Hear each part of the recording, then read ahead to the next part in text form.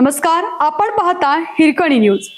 Hirkani news प्रत्येक क्षण ताज्या घडामोडी आणि महत्त्वाच्या प्रत्येक बातमीसाठी नेहमी तत्पर.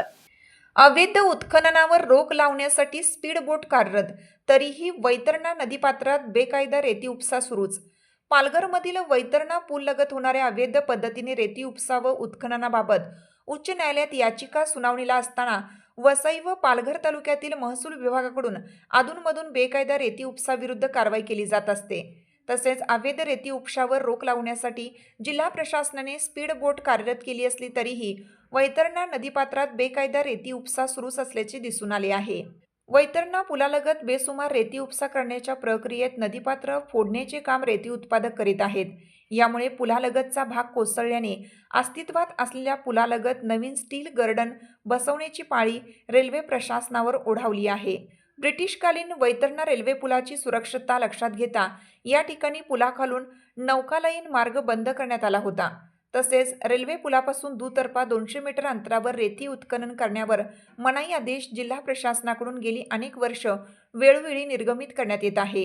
पावसाळा संपल्यानंतर वैतरणा नदीपात्रात राजरोसपणे रेतीचा मोठ्या प्रमाणात उपसा सुरू आहे. या अवैध कृतीवर देखरेख ठेवण्यासाठी पंधरवड्यापासून वैतरणा नदीपात्रामध्ये रेती उपसा रोखण्यासाठी गस्तीकरिता स्पीड बोट तैनात ठेवण्यात आली होती. तरी देखील नदीपात्रामध्ये सुरू असलेल्या बेकायदा रेती उपसाकडे प्रशासनाचे दुर्लक्ष होत आहे. या प्रकारामुळे पर्यावरणाचा ऱ्हास सुरू असून नदीपात्र दररोज ओरबाडलं जात आहे. राज्य शासन या प्रकाराकडे गांभीर्याने लक्ष देणार का, असा सवाल नदीपात्र लगतच्या शेतकऱ्यांनी केलाय.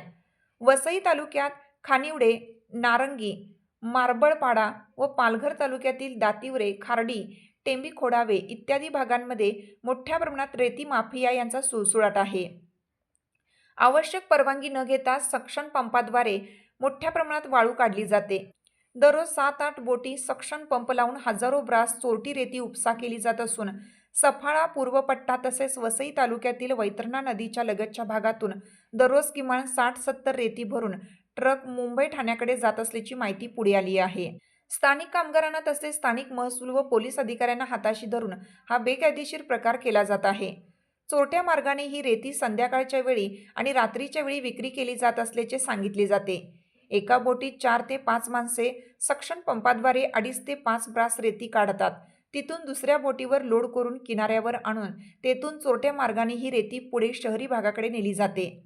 महसूल विभागाने पालघर, वसई तालुक्यात नदी किनाऱ्यावर वसलेल्या गावामध्ये सक्शन पंप बसवलेल्या बोटी मोडून तोडून तसेच पेटवून देण्याची कारवाई करण्यात आली होती.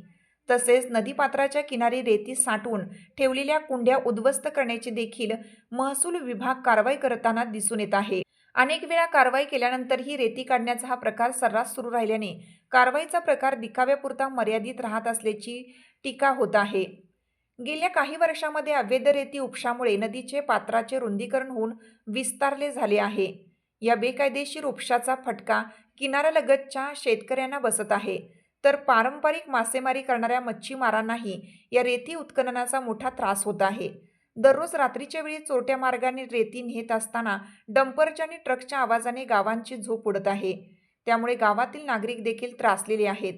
वाळू माफियांचा बंदोबस्त करण्याची मागणी केली जात आहे.